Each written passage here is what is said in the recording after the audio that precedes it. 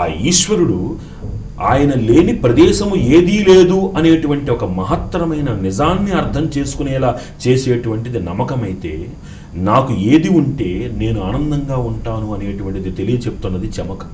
అందులో శంచమే మయశ్చమే అనే అనువాకం చూస్తే అనమిత్రంచమే అభయంచమే సుదినంచమే సోషాచమే అంటుంది నమక చమకాలు.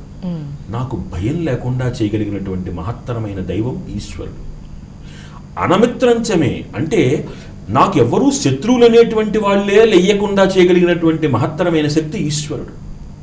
నేను ఈ రోజు నడుస్తున్నటువంటి రోజు నాకు సుషాచమే ఉషాచమే అంటే ఈరోజు తెల్లవారుజామున అనేటువంటి ఆ సమయం నాకు అనుకూలంగా ఉండేట్టుగా.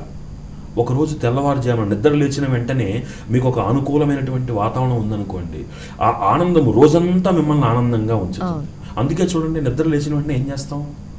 దేవుడికి దండం పెట్టుకుంటాం, లేదా మనకు నచ్చిన వాళ్ళకి దండం పెట్టుకుంటాం. ఎందుకని? మనస్సు ఆహ్లాదంగా ఉంటుంది.